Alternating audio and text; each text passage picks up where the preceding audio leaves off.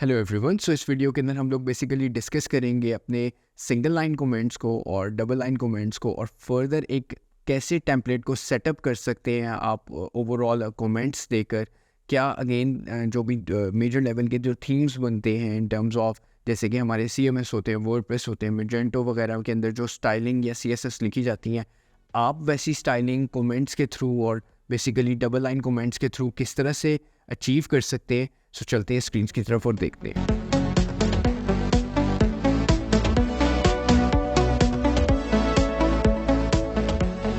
सो screen की तरफ हम लोग आ गए हैं और इस वीडियो के अंदर हम लोग बेसिकली डिस्कस करेंगे कमेंट्स को।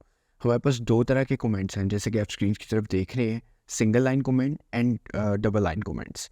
इसके अलावा फर्दर अगेन आप थीम को किस तरह से प्रिपेयर करते हैं, चाहे वो अगेन आप बेसिकली एक अपनी सिंगल पेज एप्लीकेशन के लिए थीम बना रहे हो या फिर एक मल्टी पेज वेबसाइट के लिए जो अगेन आप थीम बना रहे हो, उसके अंदर प्रॉपरली कमेंट्स किस तरह से दे सकते हैं, क्या क्या चीज़ें होती हैं जो कि काफ़ी इम्पॉर्टेंट होती है इस पर्पसेस के लिए कि अगेन आपका अगर टीम जो है प्रॉब्ली डिफरेंट लोग उसके ऊपर काम कर रहे हैं, सो अगेन वो आपकी CSS को पढ़ के समझ सकें कि किस तरह से उसमें कोड हुआ हुआ है। सो बहुत स्ट्रेट फॉरवर्ड है। सबसे पहले अगेन हम कमेंट्स को यूज़ करते हैं। सो CSS के अंदर अगर आप कमेंट्स को देखें, सो जैसे कि यहाँ पे अगर मैं दे दूँ, सो आपने यहाँ पे कंट्रोल और हमारे पास बैकस्लैश को क्लिक करना है। तो आप जैसे ही करेंगे तो हमारे पास सिंगल लाइन कमेंट आ जाएंगे। तो सिंगल लाइन कमेंट अगेन हमारे पास कोई भी हम दे सकते हैं, दिस इज़ माई हेडिंग।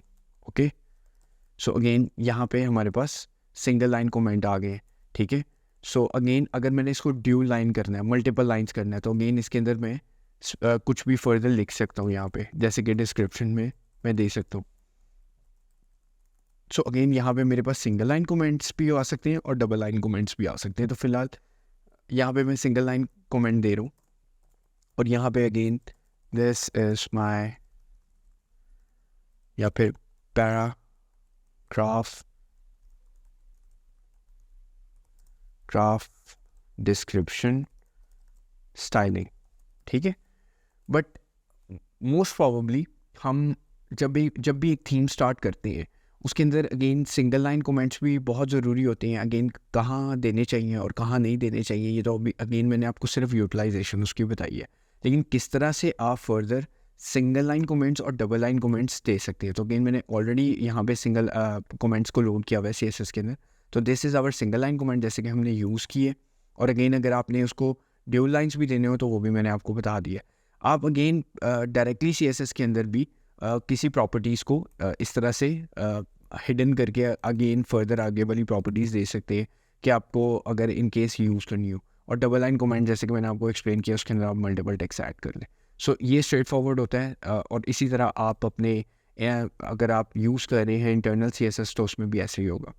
लेकिन अब मेन हम बात करते हैं कि हम किस तरह से एक टेम्पलेट को प्रिपेयर करते हैं और उसके अंदर कमेंट्स किस तरह से देते हैं। सो अगेन यहाँ पे मैं थोड़ी सी बात करूँगा कि हम किस तरह से एक टेम्पलेट को प्रिपेयर करते हैं। सो अगेन ओवरऑल हमारे पास सबसे पहले आता है हमारा जो है अबाउट सेक्शन। सो इसमें हम यहाँ पे देते हैं अबाउट आवर थीम, ठीक है। सो इसके अंदर हम लोग फर्दर यहाँ पे dot again double line comments देंगे। पहले भी हमने डबल लाइन कमेंट्स दिए। सो अगेन आपको इसको सेंटर अलाइन करना है तो आप सेंटर अलाइन कर सकते हैं। सो अगेन यहाँ पे हम फर्दर चीज़ों को मेंशन करेंगे, या पॉइंट बाय पॉइंट भी दे सकते हैं, डिपेंड करता है, लेकिन हम यहाँ पे इस तरह से देंगे। सो सबसे पहले हमारे पास आता है थीम नेम। उसके बाद हमारे पास आता है सेकंड पे थीम URL। उसके बाद हमारे पास आता है author name. So again templates किस तरह से प्रिपेयर किए जाते हैं और उसमें क्या क्या चीज़ें होती हैं, हम उस पर्सपेक्टिव से इसको समझ रहे हैं, ताकि अगेन आप कभी भी एक लार्ज स्केल एप्लीकेशन पे काम कर रहे हो या स्मॉल स्केल एप्लीकेशन पे काम कर रहे हो, तो आपको दोनों का समझ आए कि किस तरह से कमेंट्स मैंने स्टार्टिंग में देने हैं और फिर मैंने जो भी सेक्शन स्टार्ट करनी है उसकी जो भी स्पेसिफिक CSS होगी, हम उसको किस तरह से फ्रॉम स्टार्ट टू एंड तक ख़त्म कर सकते हैं। उसके बाद आ जाएगी डिस्क्रिप्शन, अबाउट थीम के किस बारे में है, क्या है, और अगेन रिलेटेड टैग्स अगर आपने देने हैं तो, ठीक है। सो अगेन यहाँ पे आपका थीम क्लोज हो जाएगा। तो थीम नेम हमारा है, फॉर एग्जांपल हम कर रहे हैं यहाँ पे सीरीज़ अपनी स्टार्ट की हुई है, सो CSS सीरीज़, ठीक है। और अगेन वेबसाइट हमारे पास सपोज करें अगर अभी नहीं है तो हम अपनी फ़िलहाल वेबसाइट दे देते हैं क्रिएटर्स अकेडमी की एग्जांपल के तौर पे। ऑथर नेम अगेन मैं उस पर काम कर रहा हूँ या कोई भी टीम काम कर रही है, इटसेल्फ उसका नाम आएगा। डिस्क्रिप्शन में हमारे पास आ जाएगी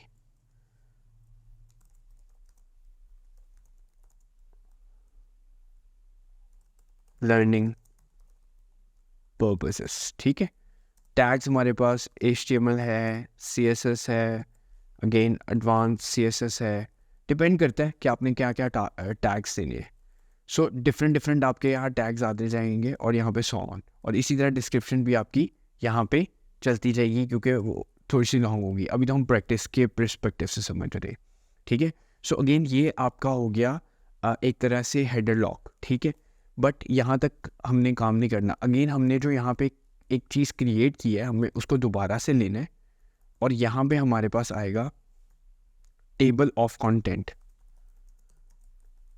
अब यहाँ पे अगेन हम इतनी डिटेलिंग क्यों कर रहे हैं, अक्सर आपने इन्वर्टों के ऊपर थीम्स देखे होंगे, डिफरेंट जगहों के ऊपर थीम्स देखे होंगे। सो अगेन अगर आपने कोई परचेजिंग की हो किसी ओवरऑल सपोज करें किसी प्लगइन की या फिर किसी थीम की इन्वर्टों के ऊपर, या फिर थीम फॉरेस्ट से, या फिर किसी वेबसाइट से फेमस से, या इटसेल्फ वर्डप्रेस की CSS या फिर किसी CMS की आपने CSS देखी हो, तो वो भी इसी तरह से अलाइन हुई होती है। एक एक चीज़ को डिस्क्राइब किया गया होता है कि अगेन उसमें क्या होने वाला है, ताकि अगेन आप थोड़ी बहुत डिटेल्स देख के आप समझ सको कि उसके अंदर किस लेवल की CSS हो सकती है। सो हम फर्दर यहाँ पे अगेन दोबारा से ड्यूल कमेंट्स लेंगे अपने जो हैं, और यहाँ पे अगेन हम फर्दर एक्सप्लेन करेंगे कि फर्स्ट में हमारे पास जनरल एक चीज़ आएगी, सेकंड में हमारे पास आएगी फॉन्ट्स के रिलेटेड, थर्ड में हमारे पास आएगी अगेन सपोज करें नेविगेशन आ सकती है, ठीक है, नेविगेशन आ सकती है। और उसके बाद हमारे पास आ सकता है हेडर, उसके बाद हमारे पास आ सकता है कोई अबाउट अ सेक्शन। हम इसको एग्जांपल बना के रख रहे हैं कि हमारे पास एक सिंगल पेज एप्लीकेशन है जिसमें अगेन जनरल मीन्स के जनरल क्लासेस हो सकती हैं, जैसे बैकग्राउंड कलर्स की मैं 4-5 प्रॉपर्टीज़ रख लूँ। फॉन्ट मीन्स के इसके बाद जो आपको नज़र आने वाला है वो फॉन्ट की कुछ चीज़ें नज़र आएंगी, फॉन्ट रिलेटेड, फॉन्ट फैमिली कौन सी यूज़ हो रही है उसमें। नेविगेशन मीन्स के हमारे पास नेविगेशन की CSS होगी, उसमें जो नेविगेशन का काम होगा, साइड मेन्यू कहाँ से आ रहा है, या फिर फॉन्ट कलर्स क्या दिए हुए हैं, ULLIs कैसे बने हुए हैं, तो वो उसके बाद हेडर और and up to so on.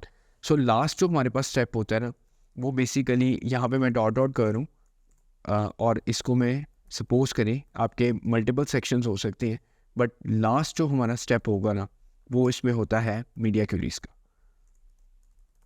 यहाँ पे मैं क्यों करूँ, आप डिपेंड करता है, मीडिया क्वेरीज इसमें भी कर सकते हैं, ठीक है, और मीडिया क्वेरीज आप सेपरेट रिस्पॉन्सिव की फाइल भी बना सकते हैं, बट आई प्रेफर कि आप यहाँ पे रखें। उसका भी मैं आपको बताऊँगा CSS एडवांस सीरीज़ के अंदर, जो कि हमारा लेवल पर्टिकुलरली 3 है, उसके अंदर हम मीडिया क्वेरीज को लर्न करेंगे। बट फिलहाल स्ट्रक्चर हम थोड़ा सा बना रहे हैं, और आप देखें कितना नीट एंड अप ओवरऑल ऊपर से स्ट्रक्चर आ रहा है।